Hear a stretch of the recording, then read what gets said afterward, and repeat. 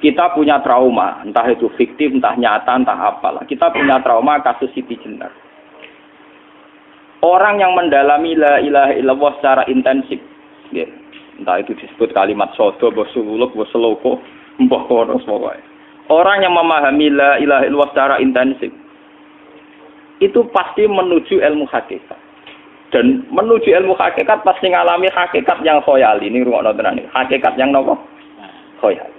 Dan hakikat yang khoyali ini mulai menipu. Ya, kalau sudah begitu ruwet, misalnya ngeten ya. Ketika kula maca nggih diskusi ini utai perdebatannya kali jago mbek Siti Jenar. Saat itu ada Sunan Bonang juga. Kamu sujud pakai apa kali jaga? Ya pakai jasad. Dari Siti Jenar. Daging kamu itu hanya onggokan daging. Nanti itu jadi bangkai. Dan setelah jadi bangkai itu habis. Kamu nanti ditulis Tuhan tidak termasuk yang sujud. Kebuat yang mbok sujud itu bentek. Mikir kan juga. Rugi ke sujud mbek bathuk mbek tangan. Jasad tem sampean ku entek. Ora ana sing crita kowe nak sujud mergo jasad itu mau sampean dadi bang. Lah nek ngono sujud ning hakikat ora usah bathuk, ora usah tangan, ora usah sikil, yo rohem iku lho kon sujud mbek pangeran. Nak sujud mbek fisik ku rugi wong fisik sampean. Mikir kali. Wong bolak-balik kali Joko mantan wali preman terus jadi debat pusing. Siti Jenar tahu belajar tasawuf ning Irak. Sing jelas sing mulang gak satem ora menangi. Wah, uang ini menjadi perdebatan. Sehingga keyakinannya kayak Siti Jenar, la ilaha illallah itu ya wahdatul wujud itu innalillahi wa inna ilaihi. Selama ini kalau orang syariat misalnya, orang syariat itu kalau ada orang mati, misalnya Kak Ruhin mati, ini aku kan muni innalillahi wa inna ilaihi raji'un, saiki Ruhin wis mati. Mati itu balik ning penge. Itu cara wong hakikat kan salah besar. Orang mati itu tidak ada. Cara ilmu hakikat dan orang mati itu tidak ada. Roh ini tersiksa di alam fisik. Jadi ruh ini tersiksa di alam fisik. Karena ketemu ning jasate ruh. Tersiksa dulu. Akhire wae mangane kudu kerja piring Jepang tersiksa roh. Asal roti memang tersiksa. Misalnya kiai pemangane dadak kudu pidato 2 jam bareng tersiksa. Roh kenapa? Tersiksa. Mergo roh ora buta mangan, ora buta ngombe, tapi gara-gara melok fisik. Paham ya? Lho ini tenang ilmu warai ta bener. Lah kula boten. Sampeyan betul lho guru waras maksudnya nggih. Artinya waras secara akademik karena ada referensi, ada marojek, nggih. Waras secara hakikat. Kula niku umpama rasake sampeyan wis ilmu hakikat. Artinya saya juga ngalami ilmu hakikat. Lan ketika sing aran hikam, wong ora tau mukasafah ora usah dadi ulama. Wis entah sekian detik ulama itu harus pernah mukasafah. Biar merasakan ilmu napa? Ada. Tapi ilmu hakikat itu bisa dilogikakan sebelum sampean sampai secara musyahadah. Paling enggak bisa sampai secara logika. Manusia itu mulai Nabi Adam sampai sekarang itu kan punya roh. Dan roh itu tidak makhluk. Ya, roh itu tidak makhluk. Ketika roh itu diletakkan di jasad, dia itu tersiksa. Karena ketika dia ke jasad fisik, namanya mengalami keterpisahan dengan yang abadi. Dia ini ning jasad fisik tersiksa. Karena dia harus di alam yang kasat mata, alam mulki. Tersiksa.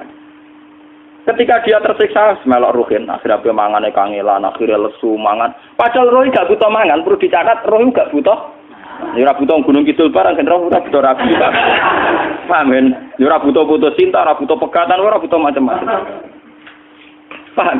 Tapi karena dia nemplek jasad sing butuh mangan, butuh rabi, butuh wedoan macam-macam. Akhirnya roh tersiksa. Suatu saat kalau roh ini dalam bahasa manusia mati, ini dalam bahasa manusia mati. Ini hakikatnya roh itu tidak mati, dia kembali ke habitatnya. Ini disebut innalillah. Kita ini dari awal ya dengan Allah. Wa inna ilaihi juga kemudian nanti kita pasti kembali ke Allah. Dan itu diyakini betul oleh orang wahdatul wujud. Jadi kalau roh mati itu ya tidak ada mati. Roh sekarang itu kembali karena sudah lama mengalami keterpisahan mergo melok fisik-fisik dari ono kerja dasinan, ono nggo proposal ruwet roh melok. Paham itu? Kita di roh itu napa melok roh? Lah roh ya tersiksa ngaku ra butuh mangan, ya ra butuh proposal bocah ngalor. Itu tersiksa. Makanya dalam cerita-cerita Jalaluddin Rumi yang otentik di kitab-kitab begitu. Ketika beliau mau meninggal, muridnya itu nangis. Dari Jalaluddin Rumi, kamu jangan nangisi saya ini mau pesta perkawinan. Kamu tidak merasakan penyesalan saya ini lama menyesal karena harus hidup bersama kamu. Terus saya ini tersiksa karena ngalami alam yang rusak, yang fana. Alam yang fana. Harusnya roh saya itu di alam abadi, bukan di sini. Maka jangan tangisi kematian saya. Kematian saya adalah kembalinya roh ke habitatnya. Semenjak itu kematian dianggap malam perkawinan karena roh kembali. Walhasil ngono iku cara ilmu tasawuf bahasa Arab jenenge wahdatul wujud, kena Jawa Yogyakarta Solo keadaan iku jenenge manunggaling kawula. Mergo sing rawan ngono rugen lho, Pak. Nek tak terangno detail. Dadi bathuk mesti iki buku sujud kan. Iku sampeyan ilang. Dadi seksine ora ono cara teorine sinten Siti? Rugi kowe. Bukan jadi ya kentur. Kali coba mantan preman jak debat terus kowe ora ngono mbok terus tak pateni kowe. Lah debat ini biar iso. Premane kumat. Ya sam preman jak debat ilmi. Ngono ku model. Kali Joko yo ora salah. Dise Sayyidina Umar nggih ngoten. Umar sahabat top. Saya jak debat atau milih patenane ya Rasulullah. Gak iso dene ilmiah. Mantar preman pasar rukat terus jadi sahabat top. Debat yang milih mate. Ada wonten cerita wong Yahudi njaluk keputusan Nabi. Bareng wis diputusno Nabi cek mamang. Ndak tenang keputusane ngono dalam sengketa duniawi. Bariku takok ya Ali. Ya Ali, aku mau sowan ning Nabi Muhammad. Dikai keputusan tapi mamang cara kowe pilih. Sampai Ali dikai keputusan persis kanjeng Nabi. Cek mamang neh takok Umar. Takok Umar aku mau sing Muhammad, sing Ali dikai keputusan kok mamang, Mar. Cara kowe piye? Urusan dunya. Enteni itu. Entah dia melepuh buat apa? Uang diputus Nabi ora marah. Buat mati. Gawe. Mereka mantan apa? Cara mantan intelektual kan ya wajar wong Yahudi kok percaya Nabi. Kan bareng cara Ali ya gak percaya wis kandhani. Ora mesti cara Ali kan. Lah ora bapatene. Ya wajar wong Yahudi kok percaya Nabi, nek percaya ora situ Yahudi Muslim. Lah Ali situ Gus Dur. Are Gus Dur beda piye tenang. Ali nyen ngoten watake ngoten. Nasibe padha. Ali itu ilmuwan yang jadi presiden gak sukses. Sing niru Gus Dur. Mergo ning dinggo nek wong pinter mimpin ra sukses. Wong pinter gampang maklumi. Lah misalnya kita dadi kiai wong pinter. Pak Yai santri ini pacaran. Maksud jangan ana seni wedok. Wah, ruwet. Terus malah dalil dinalina subuh syahwat minan. Piye padha tanpa pelaturan. Paham ya? Ruwet to. Mulane aja geman, iki kiai pinter teman-teman aja geman. Sing biasa wae ana syariate sithik-sithik. Sing kamane ana santri pacaran tersinggung, ana santri nakal tersinggung. Sing ana rasane lha donya ana napa? Dadi nek meguru kula nu urusan ilmu semi hakikat. Mulane mon nggih. Sehingga kayak Siti Jenar, cara pandang Siti Jenar itu masuk betul ning gone pemikiran para santrinya. Kados Ki Ageng Pengging siapa masuk betul karena masuk akal. Cara mereka napa? Betapa tidak ada artinya fisik ini. Nah, kalau semua fisik ini tidak ada artinya, kemudian yang ada artinya itu roh, perjalanan apa? Perjalanan roh, sehingga diartikan inna lillah wa inna ilaihi raji'un. Inna sholati wa nusuki wa mahyaya wa mamati ku lillah. Lah kemudian sekarang sampean tak tanya misalnya, ini latihan ilmu hakikat. Wa mahyaya lan penguripan ingsun. Kalau ingsun artinya fisik atau jasad, itu keliru besar karena jasad tidak pernah hidup. Yang hidup itu roh. Paham ya? Sekarang artinya wama mati itu apa? Kematian ingsun. Kalau roh itu tidak pernah mati, berarti kematian roh adalah keterpisahan dengan yang agung atau yang abadi. Dan semuanya itu lillahi rabbil alamin. Sehingga mereka mengatakan kematian itu satu pesta. Mulane kados Bilal ditakoki, ya Bilal, ketika murid-muridnya nangis bergape mati, Bilal ge seneng ae. Godan nalqal ahibbah Muhammad dan wa hisbah. Ya nak mati malah seneng kok ketemu kekasihku. Sebab itu kematian tidak pernah jadi problem bagi mereka sing soleh. sing menembus ilmu hakikat. Paham?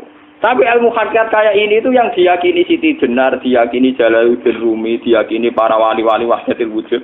Dulu Syekh Husain sinten Al-Halal. Itu kemudian melahirkan prahara syariat. Prahara apa? Syariat. Sebab itu Wali Songo, oke Siti Jenar benar dalam filosofinya, tapi harus dibunuh. Karena menjadi prahara syariat. Sama dengan yang dikatakan Nabi itu benar, tapi menjadi prahara syariat. Akhirnya disomasi oleh Umar radhiyallahu anhu. Jadi sebetulnya sama, pola-pola ceritanya sama. Intinya sebuah ilmu hakikat harus dikawal napa? Syariat. Nggih kula bolak-balik. Contoh paling gampang wit pisang. Wong nak mangan gedang kulitnya tetap dibuang. Tapi umpama gedang dari awal ora usah kulit, ra sido dadi gedang. Paham nggih? Meskipun kon ape dipangan ya dibuang.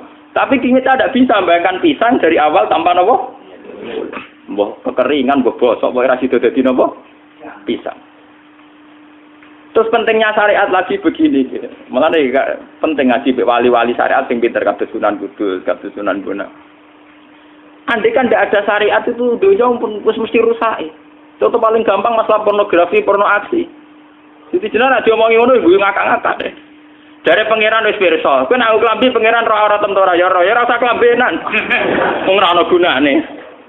Kalau yang paling penting ku nazarullah, kenapa kowe klambenan barang, wong kowe klambenan ora pangeran tetep pirsa. Nyatane di jenar nak mulang nggih coba klambenan lah intine napa? Dinya ada nabi Sunan Bonang. Nah, aku percaya kabeh nazarullah ora usah napa? Klambenan. Tetapi teori ora usah klambenan iki dinggo tenan. Mulane nek pas wiridan aliran sesat ciri utama. Kira klambenan tenan. Lah ruwet to. Lho iki tenan iki cerita. Iki pentingnya ngaji nggih. Ben sampean ngerti variasi riwayat kemudian kita orang syariat harus kayak apa, kemudian kenapa menjadi aliran wahdatil wujud. Nah terus kita-kita ini ya, kita-kita ini kan orang syariat. Memang kelemahan orang syariat itu akeh kok sampean-sampean. Siji mesti ra kramat. Modele ora di dhuwit ya bingung. Ruwet. Urip wong syariat lho apa? Dineng bojo wedi, dineng tangga wedi, pengaruhe menurun. Pancen orang syariat itu banyak kriminal tauhidnya itu memang jelas. Melane kiai-kiai fikih nak ketemu kiai-kiai sing setengah jadah wedi mergo iso nebak atine. Ndekne meriang langsung. Sing kiai ra tau salat keramat padahal ngambungan wong. Sumudina salat 4 waktu kok ora tau keramat. Wong ape buah utang tanggane iku keramat apane? Sing kono ngawur-ngawur sowan pirang. Meriang paling syariat ngadepi wong hakikat napa? Mulane jogeman gitu dadi wong syariat sing ngene iku bahaya. Nah kula mboten ngarah. Sampai dadi wong syariat sing ra keramat. Bahaya sekali itu bagi perjalanan agama. Kalau sering ketemu kiai-kiai yang terkenal keramat, terkenal keramat di Juwaduk tiang-tiang hakikat. Si tantang kocok-kocok kalau wani, nah tantang aku tetap rawani kok. Mikir deh. Karena orang yang sama-sama ke jalur hakikat tetap punya alamat, tetap wonten sima fi wujhi min asari. Cara pandangnya mesti sama. Kalau nanti ketemu murid, ya artinya yang ikut aliran Siti Jenar, dia ada sholat, ada apa, hidup di satu tempat gitu. Padahal dia bisa baca ihya. Dulu pernah mondok di Mekah, pernah di Irak. Itu ya meresahkan para kiai. Kemudian sebagian mereka minta saya suruh ketemu. Ya walhasil kalau ketemu. Ketemu pertama gitu. Jenengan Gus Ba, tapi zaman roh jenengku tetep rata arani muka sapa. Nggih biasa mawon. Kula ora usah kenal jenengan nggih kenal. Dadi kula nggih biasa mawon. Lalu pernah ngajar-ajaran saya Gus ning donya tak enteni mau turu-turu ngenteni mati ngono Gus kok repot. Jawaban kula terus ya. Sampai jare wong hakikat wong ngenteni mati barang. Ya mati yo saiki iku. Ora usah ngenteni saiki padha-padha wis napa? Wis mati. Ya saiki wis padha-padha wis urip. Wis padha kabeh. Nah cara ilmu hakikat kan terus sama semua. Napa? Sama semua. Tadi makanya itu tadi. Kalau baleni malih logika hakikat itu begitu ya. Roh itu ditiupkan oleh Tuhan ke kita. Kemudian roh karena ikut alam fisik, alam jasad, roh ngalami yang kita alami. Nggih. Ketika roh ngalami yang kita alami dia tersiksa. Nah, ketika roh sudah terpisah dari jasad yang mengekang, yang memenjara ini, dia senang terus kembali ke Tuhan. Ini disebut innalillahi wa inna ilaihi. Lah jasad ini kemudian menurut ilmu hakikat enggak ada gunanya sama sekali total. Hilang ditelan tanah. Lah kalau begitu jasad iki nak mbok agul-agulan. Gusti bathuk kula tak nggo sujud tangan kula ndi buktine tanganem wis ra ono. Bathuk wis ora. Mulane dari Siti Jenar, hanya wali bodoh kayak kalian yang punya ajaran bodoh begitu. Malah rasupan terus. Mulane Sunan Kalijaga semangat kon mateni mergo tambah omongane glodro ndi. Tapi yang enggak disadari Siti Jenar yaitu tadi. Inti dari ilmu hakikat itu kan tunduk sama kersane Tuhan. Kalau sudah tunduk pada kersane Tuhan, kalau kersane Tuhan roh kita harus di jasad. Dan wujud jasad kita ini juga karena kehendak Tuhan. Kenapa yang wujudnya jasad yang karena kehendak Tuhan engkau ingkari? Sementara wujudnya roh tidak kamu ingkari. Toh wujudnya jasad ya bi iradatillah wa bi masyiatillah. Wujudnya roh ya bi wujudit bi masyiatillah wa ira. Harusnya fungsi jasad juga harus kamu akui toh Siti Jenar. Wong sekarang kita punya jasad ya bukan karena kita, karena kehendak Allah. Kenapa kamu ingkari? Berarti kamu ingkari kehendak meneng Siti Jenar.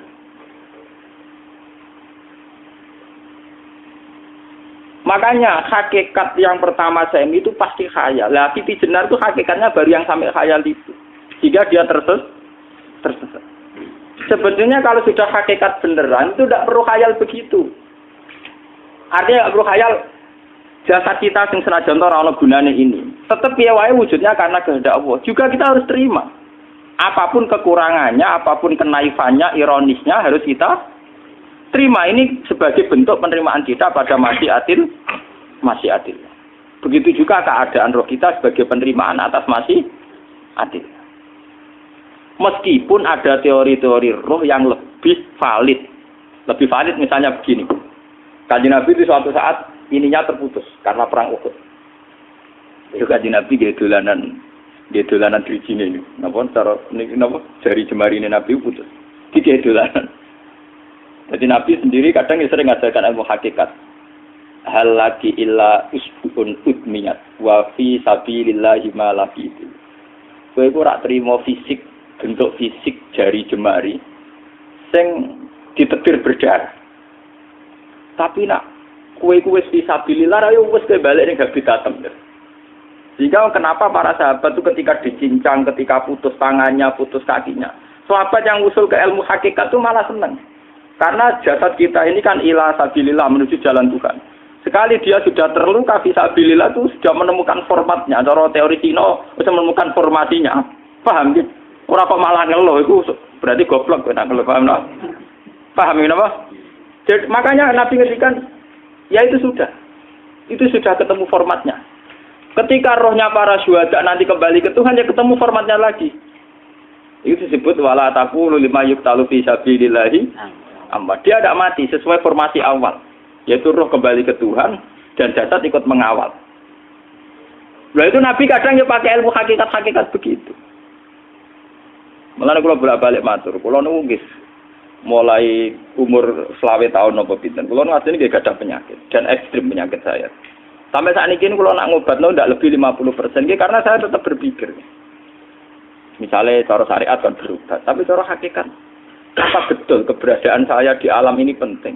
Sehingga aku kepengen urip tak bela-belani ngantek atusan juta. Jangan-jangan penting mati ikuti bang urip.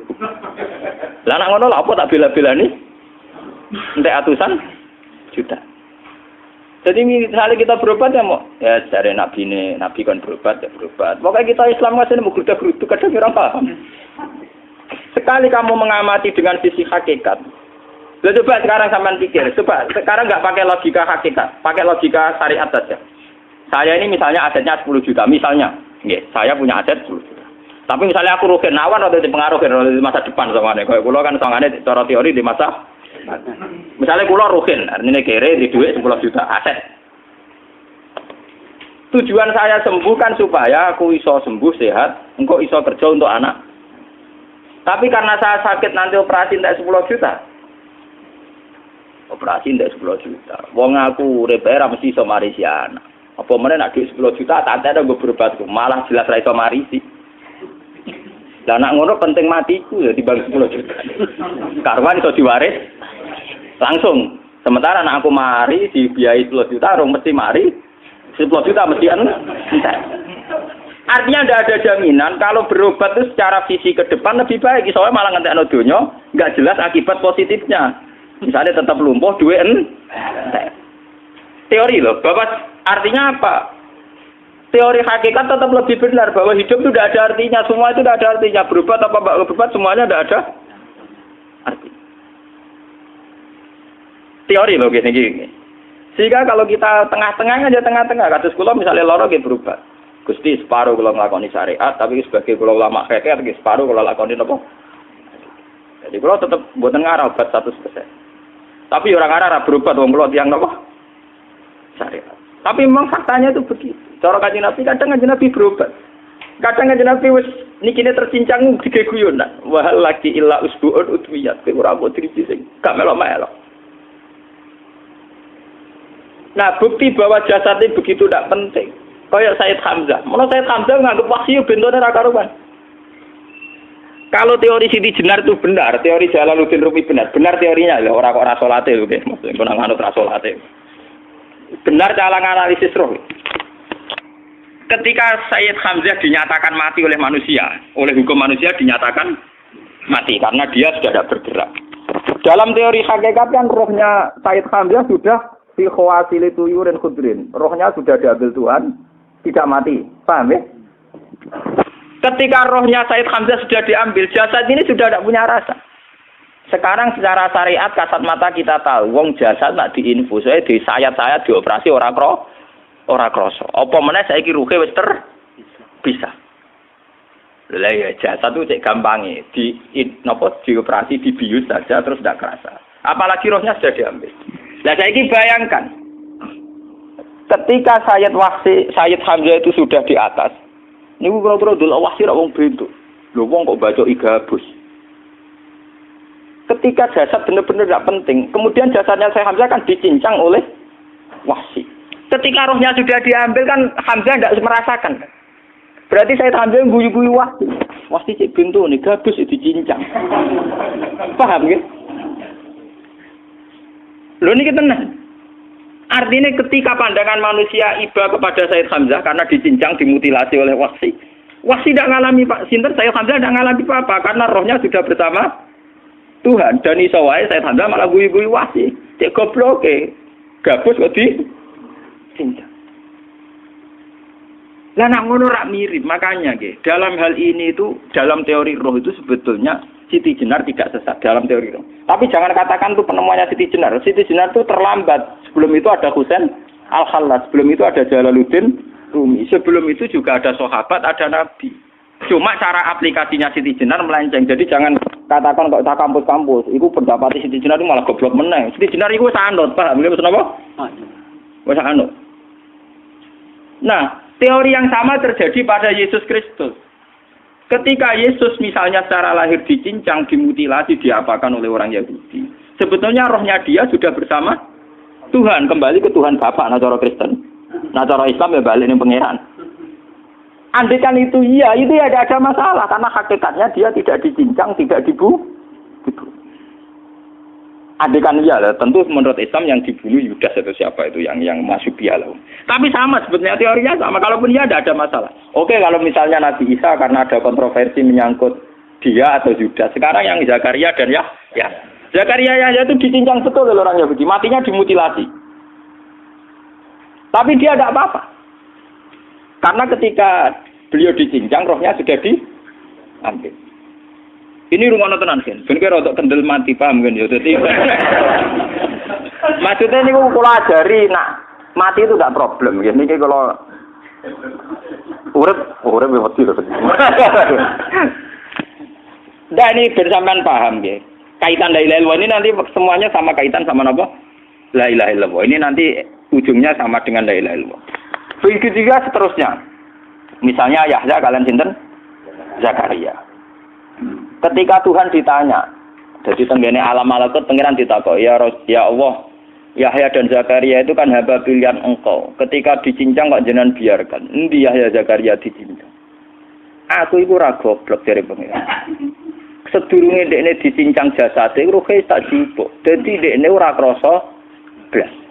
Begitu juga ning tafsir-tafsir sampean lihat wa Maryama Sayyidah Maryam yang istrinya Fir'aun. Itu kan dia iman sama Nabi Musa. Asiyah, ya Asiyah imro'ati napa? Fir'aun. Asiyah imro'ati Fir'aun, ya. Itu kan dihukum oleh Fir'aun. Ketika mau ditumpahi napa? Batu besar. Iku Allah ketika di pangeran, ya malaikat maut, cepat ambil rohnya sebelum dihunjami batu besar. Terus rohnya diambil. Sebab itu dalam hukum Tuhan, Tuhan itu tidak merasa bahwa Tuhan membiarkan Asiyah, membiarkan Hamzah, membiarkan Yahya, membiarkan Zakaria. Dalam hukum Tuhan, semua orang ini roh-roh terhormat. Akhirnya nak anggo teori iki sing nyincang malah goblok, wong gabus goblok cincang ngono lho. Nah anggo teori iki malah berbalik, sing goblok sing nyincang. Paham? Yo ora kok sesuai sampean kiaskan saja. Wong dibius wae disayat-sayat gak krasa. Kaya apa nak ruhe bener-bener wis tercabut terpisah. Rasane nang ndi? Iku sing disebut wala taqulu limayuk talu fi sabilillah napa? Lah kemudian roh ini kemana? Nah, roh itu sudah menyatu dengan kalimat tauhid. Mesti roh itu bersaksi la ilaha illallah. Itu sing disebut ning alam roh ketika Allah tanya alastu bi rabbikum mesti qalu bala. Mesti mereka jawabnya napa? Bala. Karena alam roh tentu lebih mudah bersaksi akan keberhadiran dan keeksistensi Tuhan Allah Subhanahu wa taala. Paham ya, ini sama penting. Nah, ketika kalimat tauhid sudah menyatu kayak begini, itu mesti kalimat tauhid sing mesti langsung untuk swarga. Itu dimaksud Nabi mustaiqinan biha qalbu mukhlishon biha qalbu. Ati itu qalbu kan nggak bisa kamu artikan jantung atau liver kayak teori modern sekarang. Misalnya qalbun itu apa? Jadi kiai qalbun itu jantung. Nah, ngono beda mek liver. Lah nek liver apa kabidun niku akal-akalan aja padha ora paham. Bahasa kolbun, fikrun, aklun itu sesuatu yang misteri. Lah, roh ini kemudian dengan kalimat tauhid sudah menyatu disebut mukhlishon biha kolbu. Ada tingkat kemurnian hubungan roh dengan kalimat tauhid. Lah kalau begitu pasti dakhalal jannah. Karena tidak mungkin kalimat tauhid kok dinerah. Lah ini ngomong masalah-masalah hakikat. Wong sing gak tahu petualangan hakikat, momene sing sering bingung bakas dhuwit, bayar kredit, utang jatuh tempo, ora usah melok mikir, utek wis entek go mikir duit.